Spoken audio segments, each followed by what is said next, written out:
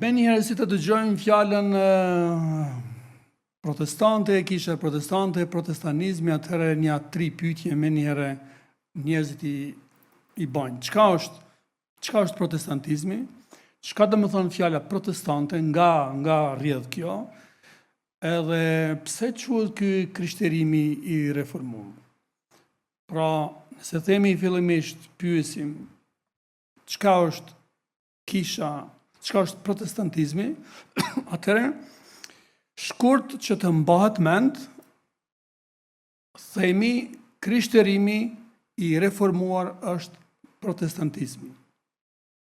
Kjo është një formulim më i shkurt, më i sakt, më përmbledhës se çka të quhet sot protestantizëm. Është krishterimi i reformuar.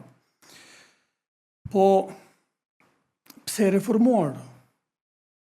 Mund të asocioj se mos tani ne dikur e ka bë këtë doktrinë, këtë mësim, e ka bën më të kollajshme, e ka bën më të lehtë, ose e ka bën më të praktike, por nuk është kjo ideja historike. Është i reformuar jo për t'ju përshtatur kohës. Ungjilli i Krishtit nuk u përshtatet njerëzve, nuk shkon përshtati se si e kuptojnë apo si e zbatojnë. As mësimet kryesore biblike jo, pra nuk është nga ky dimension nuk është i reformuar.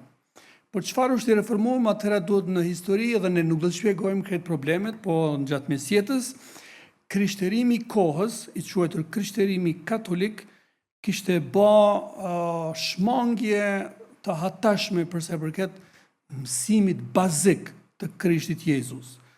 Dhe të krishterët e kohës që i kishin pa këto shmangje, atëre ata ndërmorën një hap, një nismë, që thanë mirë, le të shkojmë të shkrimet, fjala e Zotit, Bibla, dhe të shohim si ka qenë krishterimi në kohën e apostujve. Edhe ata erdhën me këtë idenë që mirë, krishterimin e sotëm do të duket ashtu siç ka qenë në kohën e apostujve. Nga ky kuptim është reformuar. E çka është reformuar? Është po ashtu çështje tjetër. Po nga mbeti kjo fjala protestante? A është një nocion biblik fjala protestante? Jo. Fjala kish është fjalë biblike, gjendet në Bibël. Fjala ungjell është në Bibël, është biblike. Shëntrimi është në Bibël. Po vetë nocioni protestant, kisha protestante, protestantizmi nuk është një nocion që vjen apo derivon nga Bibla dhe që sot është shumë i njohur. Si rodhi vetë nocioni? Më 31 tetor 1517 në Wittenberg, Martin Luteri, një murg i rendit augustinian, ai pasi që kishte vizituar Romën dhe kishte pa gjithë ato shmangje, shkelje dhe sidomos abuzime që ishin bërë nga kleri i kohës dhe kisha e kohës, ai i vendosi, nguliti 95 tezat e tij të njohura që quhen 95 tezat e Luterit ose të Reformacionit. Dhe deri në vitin 1529, kur tashmë ishte përhapur Reformacioni nëpër Evropë, disa princa që tashmë kishin kaluar në anën e Reformacionit, pra ishin reformator, u mbajt një kuvent i tyre dhe ata e shprehën një kundërshtes, një kundërshtim nga latinisht protestione, protestant. Dhe çka protestuan ata? Ata protestuan ndaj autoritetit atëhershëm fetar në Rom edhe pushtetit politik. Sepse ata nuk donin, edhe pse ishin pajtuar njëherë, nuk donin që njerëzit të kishin mundësi me zgjedh çka të besojnë ndryshe, si praktike e besimit krishter. Prandaj ata kundërshtuan edhe prej këtij momentit ky nocion u erdhi protestantëve dhe kështu u njohën. Pra, fillimisht ky term ka një preardhje politike më shumë, po më vonë duke u përhap, duke zgjeruar reformacioni, atëre ky term o bën një term përfshirës edhe për çështjet e besimit, edhe për çështjet e gjitha lëvizjeve dhe kishave ungjillore ose protestante që niheshin deri në atë kohë. Për mje thjeshtësue, krishterimi është një besim, apo është një fe, apo është një religion, nga sociologët kështu thuhet, edhe ka 3 kisha të ndryshme, ose 3 degë, me thonë. Është kisha katolike, që ka nis nga shekulli 4, është kisha ortodokse, që ka filluar nga shekulli 11, edhe është kisha protestante që ka filluar nga shekulli 16. Këto nuk janë 3 fe, pra kuptojeni ju që nuk ka 3 fe të tilla krishtere. Si me thonë, shpesh dëgjohet, feja katolike, feja ortodokse, feja protestante. Në të vërtet nuk ka fe të tilla, nuk ka religion katolik, ortodoks e protestant, ka kisha. Pasi që krishterimi është i tillë që është kualifikohet si besim ose fe apo religion. Po mirë, atëherë me që e përmendëm atë që një kish filloi në shekullin e 4, po krishterimi kur ka nis vet? Krishterimi nisi me Krishtin në shekullin e parë. Edhe deri në shekullin e 4 ishte përndjekur nga romakët. Edhe quhej krishterimi i hershëm. Ose krishterimi, sot mujmë me kuptuar si krishterimi parsor. Në literaturën angleze quhet edhe si krishterimi primitiv. Po ne sot nuk e kuptojmë sakt fjalën primitiv, se e menojmë diçka që është jo i zhvilluar, i prapambetur, jo. Pra, me këtë fjalë nën kuptohet që ajo çfarë është që si ka qenë në qenie vetë që nga fillimi, në atë mënyrë duhet të kuptohet. Një përkufizim tjetër i shkurtër se po çka është krishterimi biblik? Shikoni, unë po përdor nocionin krishterimi biblik, edhe nuk po them kështu në përgjithësi çfarë është krishterimi, sepse ka edhe krishterim që nuk është biblik. Pra çdo lloj krishterimi i cili nuk përputhet me shkrimin me Biblën, nuk mund të quhet biblik, mund të quhet krishterimi kishtar, mund të quhet krishterimi historik, mund të quhet krishterim i çfarëdo lloji tjetër, edhe politik, edhe çfarëdo tjetër. Po ne po flasim këtu për krishterimin i cili përkufizohet dhe nënkuptohet sipas autoritetit të shkrimit Biblës në mënyrë të veçantë Dhjetës së Re. Prandaj edhe me këtë bëj këtë lloj dallimi krishterimi biblik. Çfarë është? Krishterimi biblik është shëndrem i jetës në perëndishmëri përmes Krishtit.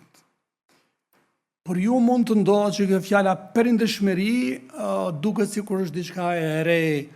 Ne dim fjalën perëndi, po pse perëndishmëri?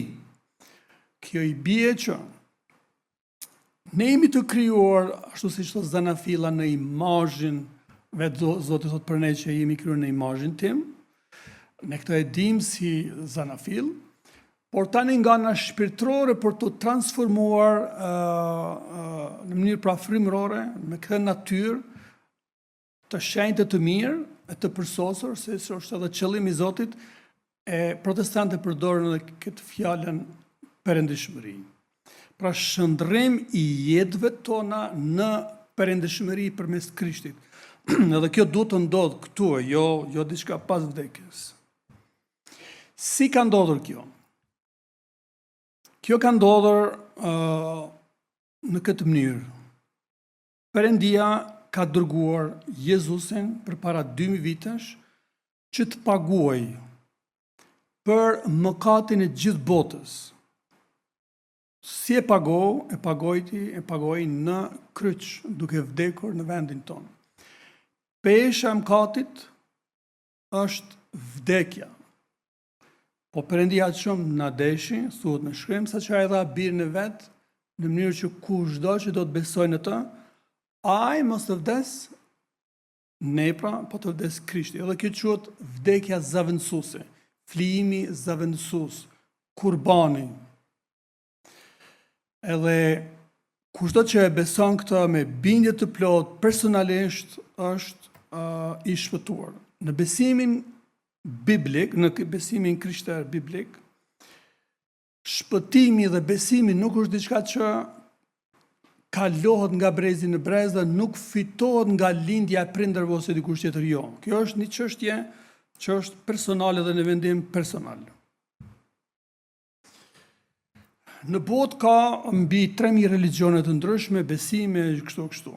Por dëshiroj me dhënë sot për gjithë juve këtu një karakteristikë që është diçka vetëm për krishterimin. E që nështë është çështja më kryesore që mund të ngritet nga cilido religjion. Si shpëtohen njerëzit? Sepse gjithë besojnë në, shumica njerëzve besojnë në jetën e pas vdekjes. Bibla na thotë që si flet për sigurinë e shpërblimit të besimit. Krishterimi pra është i vetmi religion. E kom fut në thojza, sepse për mua nuk është vërtet krishterimi religion. është shumë a shumë. është religion. Mund të shpjegojmë diçka tjetër më vonë nëse kur kemi pyetje, po e kam bërë në thojza për shkak të sociologëve. Po gjithë Biblën lexon dhe asku nuk thuhet që krishterimi është religion. Sepse Krishti erdhi nga qielli në tokë dhe ky nuk është religion. Ky është një akt që Perëndia ka bërë për njeriu. Pra ta lexojmë këto. Krishterimi është i vetmi religion i cili ofron sigurinë e shpëtimit qysh në fillim të besimit tant e jo rrugës, apo në fund duke bërë njeriu vepra të ndryshme e prap duke mos ofruar siguri shpëtimi. Me fjalë të tjera, njeriu nuk shpëton përmes veprave të mira sa do qofshin ato, as ritualeve fetare, as lutjet, as përmes agjerimit, as përmes lëmoshave, por shpëtohet përmes besimit në Jezu Krishtin dhe kjo është dhurat hiri. Kur një person, sipas shkrimeve, beson në Jezusin, ai merr Shpirtin e Shenjtë të Perëndis dhe shpirtërisht Bibla këto e quhen, apostulli Pauli quhen këto, Krishti thatë në Nikodemin në këtë mënyrë, që quhet i rilindur, ti pra rilind. Dhe kjo është fuqia brenda teje që të edhe një nocion të ri që kam përdorur të perëndizon. Këto gjërat që duke thonë tani në këtë slide që ju po shihni, nuk mund t'i gjeni në asnjë lloj religioni dikun tjetër. Edhe kjo është e veçanta e krishterimit dhe kjo është thelbi i krishterimit. Po mirë, dikush thotë, çka janë gjërat më kryesore për në besimin e juaj ose në fenë e juaj? Kur e kanë pyetur Jezusin, ai është përgjigjur. Duaje Zotin Perëndin tan me gjithë mendje, me gjithë zemër, me gjithë shpirt, edhe me tërë forcat e tua, edhe duaje të afërmin tën sikur se vetveten. Edhe Pauli, apostull Pauli më vonë ka shtuar dhe ka thënë, dhe respektoje atë më shumë. Pra kur dikush ju pyet se çfarë është krishterimi biblik, cili është thelbi, është kjo këtu. Tani kam tri harta që tregojnë pak a shumë për hapjen e krishterimit në 3 shekujt e parë. Në 3 shekujt e parë deri atë kur ende pra nuk është zyrtarizuar, ka qenë kështu madje edhe në përsekutim. Këto shikoni këtu janë përfshirë 3 kontinente. Zakonisht është një qasje ku është Mediterani, pra deti Mesdhe. Këto pikat e kuqe, këto tregojnë numrin e kishave të qytetit. Pra një qytet në atëherë që ishte si për shembull Roma, që kishte mbi 1 milion banorë më shumë, ose Efesi mbi 300.000, ose Korinti rreth 200.000, aty ishte një numër i madh i kishave, por për secilin në qytet të tillë është bën një pikë e kuqe. Kjo është një pamje e shekulli 1. A vreni një pikë të kuqe atje në Durrës? Pra shikoni në Trojën shqiptare, është një, kur në vitet 70 apostoll Pali ka mbjellur atje një kishë. Shikoni pamjen pas 100 vitesh, krishterimi, përhapja, shekulli 2, edhe shikoni një zgjerim shumë të madh në Turqinë sotme, që në ato kohë ka qenë me krahina të ndryshme, Galacia, Kapadokia, Laodicia e kështu me radhë.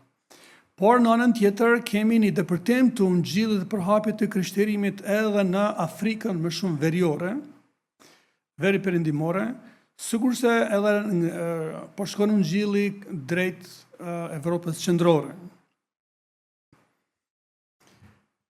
Tash pas 100 vitesh të tjera shikoni hartën tjetër që prezanton numrin e kishave nëpër qytetet kryesore, nëpër këto 3 kontinente, edhe shikoni dallimet sa janë të mëdha, dhe në trojet arbërore kemi 3 pika të kuqe. Është në gjuhën angleze, po shpresoj që mund ta kuptoni, është vetëm një skenogram këtu, një paraqitje grafike se lineare se si mundeni me i pa zhvillimin e kishave historikisht, si kur kanë lindur, çfarë është njëra, çfarë është tjetra në raport dhe kush me ka pasur lidhje. Këtë linjën e parë, ngjyrë hiri, shikoni deri të shekulli 4, kur është mbajtur edhe këto koncile të shumta, madje edhe deri të shekulli 11, ishte ende njihej vetëm një kishë. Në shekullin e 11, shikoni aty lart është kjo linja, vija me të kuqe, që tregon kishën romake të perëndimit. Dhe poshtë kjo me blu, tregon për kishën ortodokse, krishterimin ortodoks. Pra shikoni, këto dy janë më në qendër. Dhe pastaj janë disa linja të tjera, aja e përport, për që tregon për ortodokset oriental, edhe më poshtë aja verdha për kishën asiriane, e pastaj ngjitemi lart mbi atë linjën që është e kuqe që tregon për krishterimin e ritit katolik romak, kështu është quhet në histori. Aty kemi tani kur fillon reformacioni. Dhe nga reformacioni ju shihni se janë pastaj disa lëvizje. Sepse vetë qëllimi i reformacionit nuk ka qenë që me bë një qendër, që krishterimi ose kisha me qenë centraliste. Reformacioni ishte kundër kësaj pikpamje që të bëhet centralist. Prandaj edhe kemi këto lëvizje tjera këto të përshkruara. Mirë, para se të flasim për këtë burr këtu, Gjermanin Martin Luteri, shikoni vitet e jetës të tij, ai studioi, kuptohet, njëherë për mjekësie, pastaj në teologji, ishte murg siç përmenda më herët. Mbi 300 vite, ka 300 vjet përpara se të vinte Luteri, kishin nisur këto zërat që donin me u reformu krishterimi. Nga Johnny Wesley John Wesley, ishte një tjetër në Angli, që prej asaj kohës filluan të kundërshtonin, t'jepnin pak nësit e tyre se çfarë po ndodhte me krishterimin e kohës. Martin Luteri është reformatori kryesor, edhe pakit person nuk mund të flitet jo vetëm për kishën, përgjithësi historinë e kishës dhe reformacionin, po në fakt Evropa e re i ka rënjët pikërisht te ky person. Evropa e re që ne jetojmë sot këtu, çfarë ka ndodhur është për shkak këtij personi. Reformacioni si thush, si një lëvizje madhe, globale, ka krijuar ka formuluar ato që quhen 5 solat. Sola scriptura vetëm shkrimi, sola gratia vetëm hiri, sola fide vetëm besimi, solus Christus vetëm Krishti, soli Deo Gloria vetëm Zotit lavdi. Pra këto janë 5 parimet, jo ose 5 shtylla dikush i thot, po 5 parimet e reformacionit që secila kishë protestante, këto e dallojnë çfarë është një kishë protestante prej gjitha kishave të tjera. Mirë, këtu kemi një hartë tjetër, është paraqet, si me thanë, pikën më të zgjeruar të reformacionit në kontinentin evropian. Prej vitit 1545 dhe në vitin 1620. Shikoni këtë hartë këtu, gjitha ngjyra tjetër që është e hirtë, tregon ku nuk kishin depërtuar ende lëvizjet e ndryshme protestante që s'kishin depërtuar. Po këtu i shohim një 4-5 lëvizje në kontinentin evropian që në mesin e shekullit 16 dhe deri ka pjesa e parë e shekullit 17, shumica e kontinentit evropian tashmë ishin reformatorë.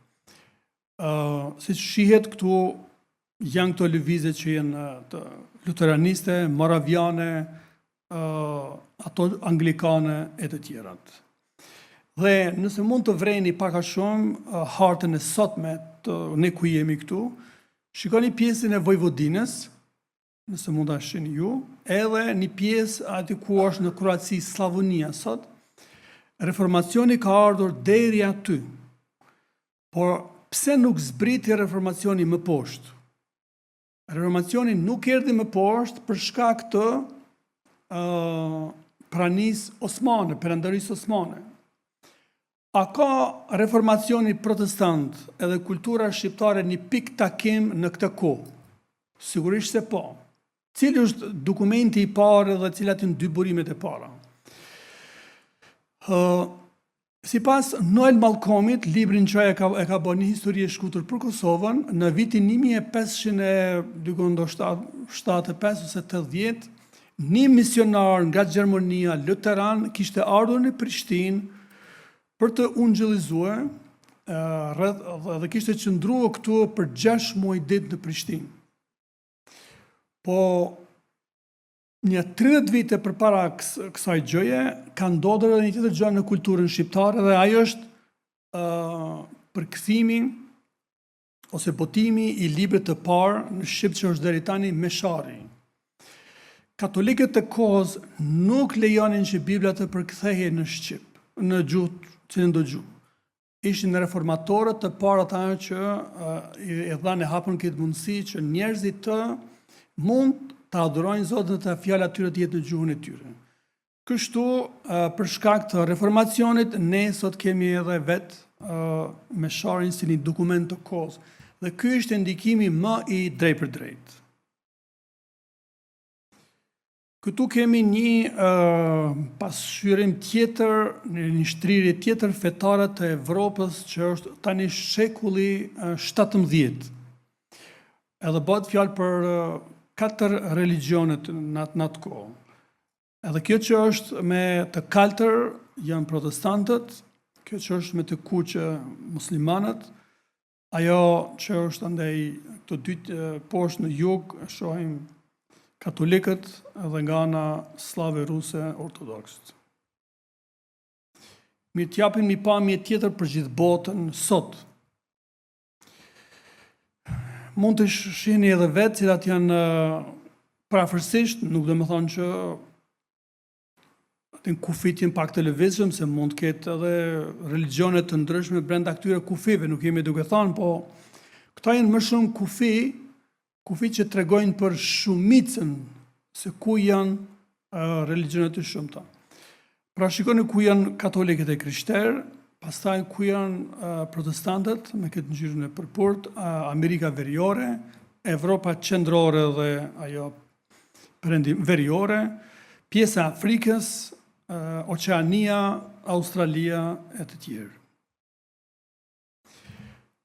Një nga pyetjet e shpeshta që neve na bën kudo në prezantime të ndryshme na thonë po mirë, çfarë u dallon me që jeni të krishterë dhe katolikë dhe protestant, çka u dallon juve?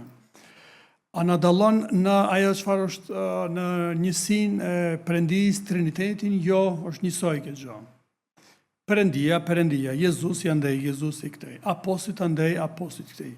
Por problemet tash vijnë ajo çfarë shqyrtojnë këto shigjetë këtu për krishterimin katolik, ata përveç shkrimin si autoritet kanë edhe traditën kishtare edhe kishën po ashtu. Pra kisha ka një autoritet që për shpëtim edhe kush është brenda kishës është i shpëtuar, kush është jashtë kishës nuk është i shpëtuar. Edhe tradita, edhe shkrimi i shenjtë kanë autoritet pothuajse baraz. Po çfarë është në anën protestante? Ata nuk besojnë në traditën që ka autoritet apo kisha si institucion që mundet me pas një autoritet sikur se Biblia, fjala e Zotit. Prandaj te protestantët është më thjesht. Perëndia, Krishti, apostujt, shkrimi.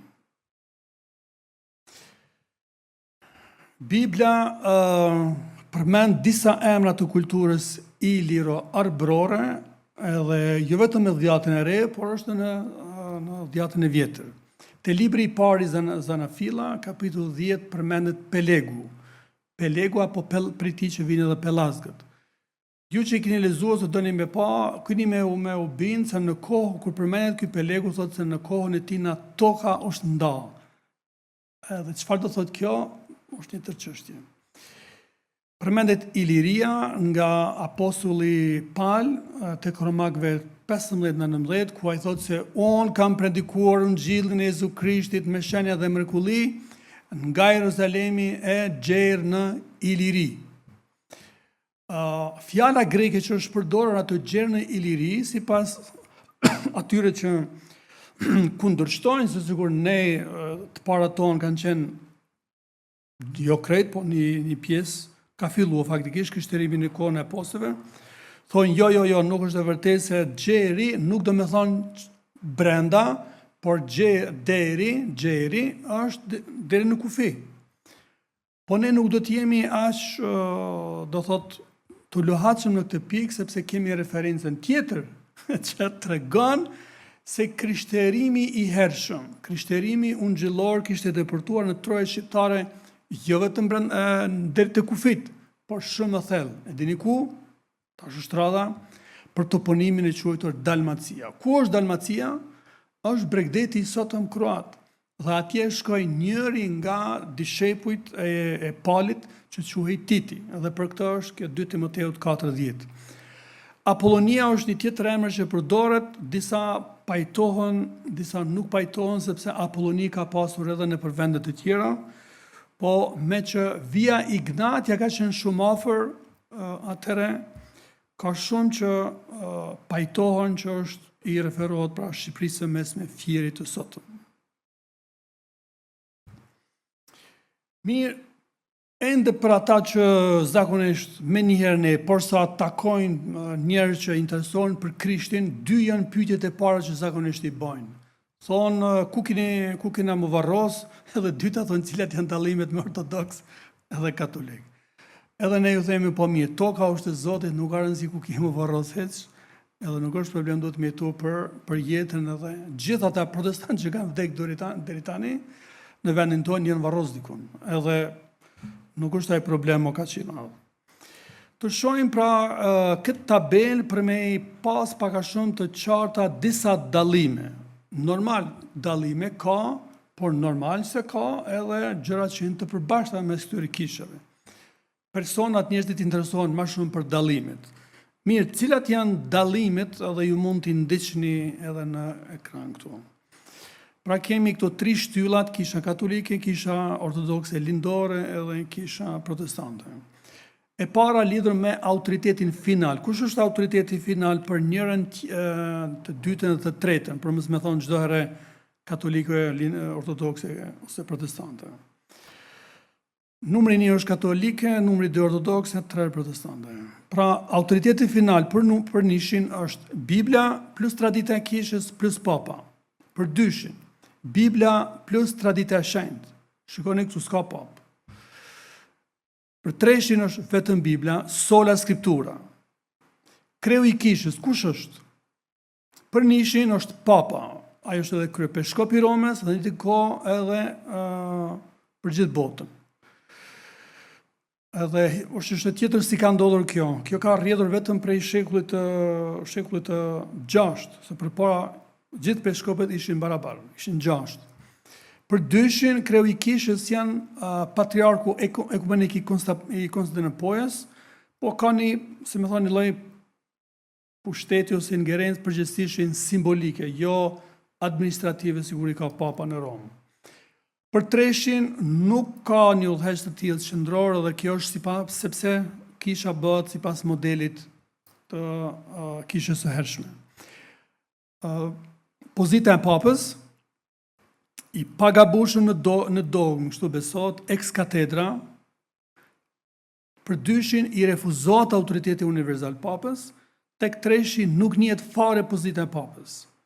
Shpëtimi, tek nishi është besimi plus veprat plus sakramentet. Sakramentet do të thonë gjërat e shenjta që bëhen në besim. Për dyshin është besimi plus vepra plus sakramentet është njësoj. Tek për treshin është vetëm besimi, sola fide. Sakramentet tani, 7 për nishin, 2 për dyshin, vërtet 7 njësoj për dyshin, kishën ortodokse, edhe protestant mbajnë vetëm pagëzimin edhe darkën e Zotit ose Euharistia. Si e kuptojnë dhe si e marrin darkën e Zotit apo Euharistin? Katolikët e besojnë që duke marrur bukën, ata besojnë që aty ajo shndrohet në trup të Krishtit. Pra, buka dhe vera shndrohet vera në gjak edhe buka në trup. Ata besojnë që real. Ortodoksët besojnë se kjo gjë është një mister i shenjtë, është ndryshim real, por jo mister. Protestantët besojnë që kjo është simbolike, su Krishti ka thonë merrni për kujtimin tim. Vetë që prezanton, buka prezanton trupin, gjaku, vera, gjakun e kështu. Pagëzimi, si bëhet te njëra te tjetra. Te para pagëzon fëmijët normal kur lindin, më vonë, edhe të rriturit ata që konvertohen. Zakonisht me pika ujë në kokë. Te ortodoksët është fëmijët, zakonisht, ose ata që konvertohen të rriturit, edhe bëhet me zhytje ose ujë në kokë. Te protestantët është vetëm të rriturit, edhe zakonisht me zhytje në ujë. Ikonat dhe statujat, tek nishi lejohen dhe nderohen, tek dyshi ikonat kanë rol të rëndësishëm shpirtëror. Ata e besojnë ortodoksë që është sikur është një shembulltyr e shejtnive, Zotit ose e shenjtorëve të tjerë përmes ikonave. Prandaj dhe u lutën, drejtohen. Protestantët i refuzojnë të gjitha. Martesa e klerit tek nishi jo, priftërit nuk martohen. Të ortodoksët po, priftërit martohen. Kishën protestante martohen. Gjuha e liturgjisë apo meshës, historikisht latinisht deri vonë. E tani nga shekulli 19 ka filluar edhe në gjuhët vendore. Ortodokse ka qenë deri vonë greqisht ose slavesht, e tash është kishat që janë të pavarura ose autokefale luten ato gjuhë edhe në shqip prej nolit ose në Shqipëri nga viti 1937. Te kishat protestante gjithmonë vetëm në gjuhën vendore, kështu kanë nisur nga Luteri e këndej. Mëkatet dhe falja përmes rrëfimit të prifti. Përmes rrëfimit të prifti njësoj tek dyshi, edhe tek treshi përmes pendesis dhe lutjes personale. Nderimi i Marisë dhe shenjtorëve. Po, tek nishi, pra kisha katolike, po, nderohet, dhe thuhet se është nëna e Zotit, është ndërmjetëse, është e pa mëkat, edhe normal si i lutën. Te ortodoksët, po, nderohet, Marisë i lutën edhe shenjtorëve, tek protestantet nuk i lutën asnjëherë Marisë as shenjtorëve të tjerë. Bibla tek njëshi katolikët ka 73 libra, tek ortodoksët varësisht pi kishave, do i kanë 76, do i kanë 80, do i kanë 73, kurse gjithë kishat protestante kanë është nga 66.